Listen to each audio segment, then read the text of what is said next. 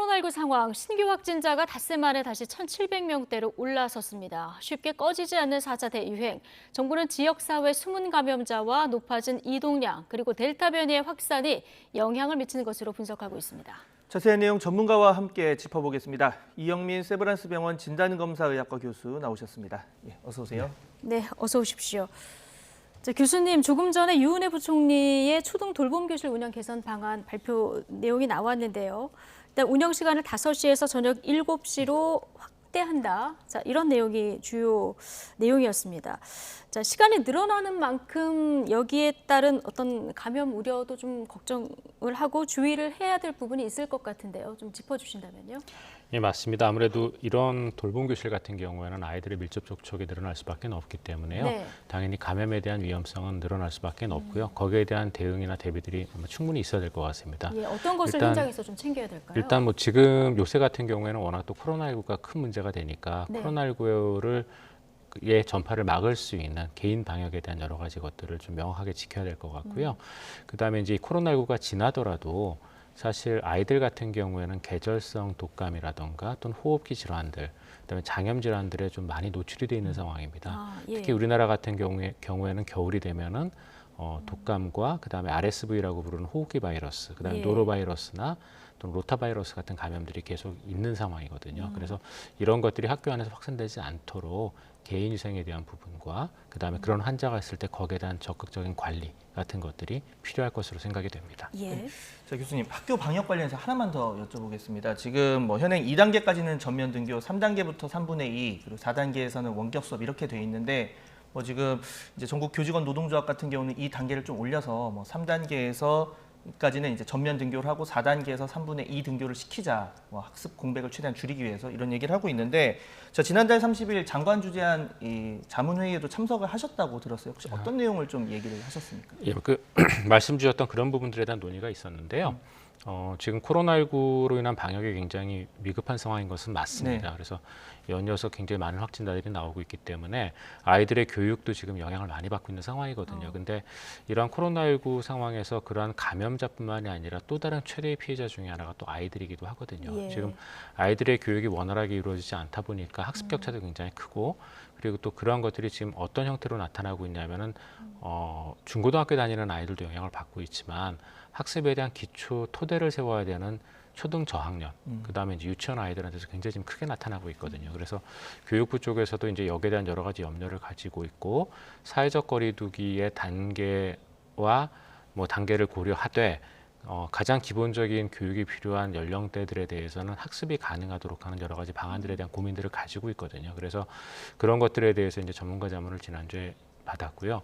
아마 그 전문가 자문을 토대로 해서 내부적으로 논의를 하고 말씀드렸던 그런 부분들에 대한 것들을 해소할 수 있는 방책들을 조만간 발표할 걸로 생각이 됩니다. 조만간 여기에 대해서는 발표를 할 것이다. 네. 예, 장기화되는 코로나 이제 학습 격차 뭐 걱정해야 되는 거 교육부 입장에서는 뭐 당연한 부분일 텐데요. 자, 코로나19 확진 현황을 좀 보겠습니다. 주말 휴가 사라지면 확진자가 늘어나는 이 패턴이 계속 반복되는 이런 상황입니다. 당국이 얘기한 대로 그만큼 지금 숨은 감염자가 많다 이렇게 봐야 되는 겁니까?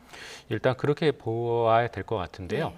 지금 현재 어제 같은 경우에도 지금 신규 확진자는 1,725명이었습니다. 그래서 전날에 비해서 523명이나 증가를 했는데 그중에 지역사회 안에서 감염된 사람들이 1,664명이거든요. 그런데 이렇게까지 많은 감염자가 하루에 나오는 이유는 결국은 그만큼 지역사회 안에 감염자가 많기 때문으로 볼 수밖에 없거든요. 예. 그런데 지금 우리가 지역사회 안에 얼마나 감염자가 많은지를 추정할 수 있는 데이터는 없습니다.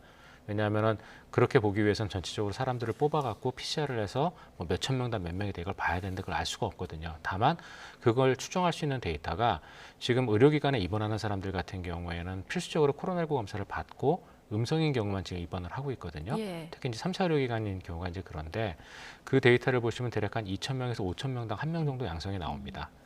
그러면은 우리나라 전체 인구로 따져보게 되면 대략 한 10,000명에서 한 30,000명 가깝게 지금 양성자가 지역사회 안에 있을 수 있다는 얘기거든요. 예. 그래서 이렇게 있다 보니까 이 사람들로부터 전파를 받는 사람들이 이렇게 하루에 대략 한 1,500명 전후반씩 계속 지금 나오고 있는 상황이고요. 이런 것들을 막기 위한 여러 가지 노력들이 지금 필요한 상황이라고 보입니다. 네. 참 이동량도 뭐 줄어들어야 좀 확진자 감소를 기대할 수 있을 텐데 또 뭐 수도권, 비수도권 모두 증가를 한 상황입니다. 증가한 상황이고 자, 정부가 이제 지금 진행 중인 뭐 수도권 4단계 그리고 비수도권 3단계 연장할지 여부를 모레쯤 발표를 하겠다 이렇게 얘기를 했어요. 저희가 여론조사를 하나 보니까 뭐 국민 10명 가운데 8명은 연장에 찬성을 한다 하는데 또 나머지 2명의 목소리도 또 무시를 할 수는 없겠고 뭐 자영업자나 이런 분들은 굉장히 고통스럽지만 또 확진 추세는 줄지 않는 상황이고 이거 어떻게 해야 됩니까? 당연히 이제 거기에 대해서 고민스러울 수밖에 없는데요. 근데 지금 우리가 집중해야 되는 거는 예. 코로나 시기, 그러니까 앞으로 몇 주를 더 연장하냐라는 문제보다는 앞으로 얼만큼 확진자를 줄일 수 있느냐라는 문제입니다. 네. 왜냐하면은 지금 현재 발생하고 있는 코로나19 확진자 정도의 숫자로도 지금 우리 사회의 코로나19로 인한 그 보건의료의 영향이 굉장히 지금 심각하게 받고 있거든요. 영향들을 심각하게 받고 있거든요. 그게 왜 그러냐면 지금 위중증 환자가 엊그제 기준으로 330명 정도 됐고요. 네. 그 다음에 그 위중증 환자 중에서 굉장히 많은 연령대가 50대와 40대입니다. 네. 지난번 3차 대유행하고 완전히 다르거든요. 3차 대유행 때도 위중증 환자가 많았고 돌아가신 분이 많았지만 그때는 80대 이상이 좀 많았었습니다. 그렇기 때문에 분명히 뭐 돌아가심에 있어서 사망에 있어서 연령대가 그렇게 중요하지는 않을 수도 있겠지만 네. 그래도 조금 고령층이 많았기 때문에 충격이 덜했다면 지금 현재 코로나19 대유행에 의해서 직접적인 피해를 받고 있는 거는 사회의 중추를 담당하고 있는 30대에서 50대 사이거든요. 예. 이 사람들이 위중증으로 그렇게 중환자실에 입원해 있다 나오는 경우, 이분들이 돌아가시는 경우 예. 여기에 미치는 영향이 굉장히 큽니다. 그래서 우리가 지금 현재 코로나19 감염을 어쨌든 줄여야 되는 상황인데 현재 우리가 원하는 만큼 많이 줄지 않고 있거든요. 예. 그래서 지금 수도권 같은 경우에는 그나마 좀 다행이라 서울 같은 경우에는 가장 최고점에 이르렀던 7월 13일에 638명에 비해서는 어제 479명까지 한 3분의 1 정도는 줄었습니다. 하지만 아직도 4단계 기준에 해당되는 정도고 그다음에 경기도 같은 경우도 어저께 474명이 나왔기 때문에 적지 않은 숫자가 나오고 있거든요. 그래서 예. 당분간은 단계가 유지가 돼야 될 걸로 생각이 됩니다. 예. 근데 다만 여기서 좀 중요한 거는 단계 유지도 중요하지만 이동량 감소를 조금 전에 말씀 주셨지만 이동량 감소가 없는 이유는 아직까지 계속 여러 가지 사회 활동이 이루어지기 때문이고 사회적 거리두기가 제대로 준수되지 않는 측면들이 있어서 그렇거든요. 근데 그걸 뭘로 알 수 있냐면은 조금 전에 말씀 주셨던 것처럼 지금 4단계를 연장해야 된다는 목소리도 넓은데 네. 많은데 그 설문 결과에 어떤 내용들이 있었냐면은 우리나라가 코로나19로부터 안전하냐라는 질문이 있었습니다. 근데 네. 거기에 우리 국민의 대략 한 69% 정도가 안전하지 않다라는 답을 주셨거든요. 그런데 그러면은 지금 본인이 생각하기에 코로나19에 대한 감염 가능성이 높으냐 낮으냐라는 질문에는 나의 감염 가능성이 낮다라는 질문이 60.5%였어요. 예. 그러니까 사회가 전반적으로 코로나19로 인한 피해가 높다라고 생각을 하는데 반면에 나는 걸릴 가능성이 없다고 생각을 하고 나는 크게 영향받을 것 같지 않다고 생각을 하거든요. 그러다 보니까 이게 지금 사회적 거리두기 4단계까지 오고 굉장히 많은 피해가 발생하고 있음에도 불구하고 지금 이동량이 줄지 않고 있는 거고 그다음에 이런 것들이 결국 코로나19의 어떤 확진자 숫자가 줄지 않는 그런 원인이 되고 있어서요. 네. 이런 부분에서 지금 코로나19가 나의 문제라는 걸 좀 인지를 하고 네. 이런 사회적 거리두기에 적극적으로 참여하는 것들이 필요할 것 같습니다. 교수님 말씀하시는 동안 이제 40, 50대 위중증 환자 그 비율 말씀을 하셨는데 어제 방역 당국의 브리핑 내용 중에서도 이 내용이 있었습니다. 위중증 환자가 되거나 사망하는 비율을 봤을 때요. 60대 이상은 이제 8% 정도를 유지하는 반면에 지금 40, 50대의 경우에는 그 전에 비해서 2배 정도 증가한 것으로 나타나고 있거든요. 60대 이상은 지금 백신 접종이 좀 많이 이루어진 상황이기 때문에 이 차이가 좀 있다고 봐야 됩니까? 조금 있다고 봐야 될 것 같은데요. 예. 근데 60대 이상이 사실 줄지 않은 것도 조금 예. 저는 위험 신호라고 생각을 하거든요. 줄지 않고 유지 정도 되는 것도 위험 왜냐하면은 신호다. 60대 이상 같은 경우에 분명히 예방 접종을 이제 많이 맞은 편이거든요. 예. 그럼에도 불구하고 예방 접종을 많이 맞으면은 뭐 여러 가지 효과가 있지만 그 중에 하나가 위중증으로 가는 걸 차단해 준다는 효과가 있음에도 예. 불구하고 60대 이상에서 지금 위중증 비율이 유지가 되고 있는 편이고요. 그다음에 50대 이하에서는 지금 위중증 비율이 말씀 주셨던 것처럼 6월 둘째 주에 1.41%에서 지금 7월 셋째 주에는 3.23%까지 증가했습니다. 그러면은 이게 지금 분명히 중증도가 올라가고 있는 거거든요. 그러면 이 중증도가 올라가는 이유가 무엇인지를 저희가 좀 찾아야 될 것 같은데요. 네. 첫 번째는 이제 진단 시기에 대한 것들을 저희가 좀 알아봐야 될 것 같습니다. 그러니까 코로나19는 빨리 진단을 받고 빨리 치료를 시작할수록 예후가 조금 더 좋은 측면들이 있거든요. 그런데 지금 진단식이나 이런 것들이 환자가 워낙 많이 발생하고 있으니까 밀리고 있는 게 아닌지에 대한 것들 저희가 좀 하나 고민을 해봐야 될 것 같고요. 그다음에 두 번째는 아무래도 델타 변이 영향도 있습니다. 델타 변이 영향. 예. 델타 변이의 중증도에 대해서는 사실 그동안 많은 얘기들이 있었는데 델타 변이가 처음 대유행을 했던 인도에서는 20대, 30대 젊은 사람들도 많은 희생을 했거든요. 그래서 중증도가 높다라는 얘기가 있었는데 막상 인도를 제외한 다른 국가에서 델타 변이가 가장 많이 올라갔던 게 영국인데 영국은 그렇게 사망자가 많이 올라가지 않았거든요. 네. 그래서 중증도에 대해서 이게 높다 낮다라는 얘기가 많았는데 최근에 실험 결과를 보시면 델타 변이는 분명히 동물 실험에서 중증도가 더 높은 걸로 생각이 됩니다.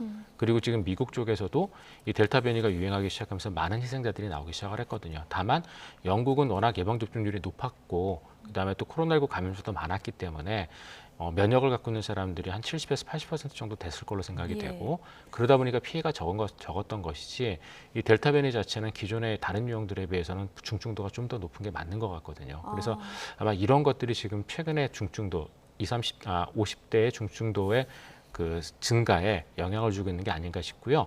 그다음에 또 중요한 거는 아까도 제가 이게 이 최근 들어 코로나19의 감염이 우리의 문제라고 말씀을 드렸는데 그게 말씀드렸던 것처럼 50대 중증도가 지금 현재 111명 중증 환자가 위중증 환자가 111명이 있거든요. 근데 20대에도 4명이 있습니다. 30대에도 11명이 있고 그래서 전 연령에 걸쳐서 중증 위중증 환자가 나타날 수 있기 때문에 여기에 대한 주의가 필요하다고 생각이 됩니다.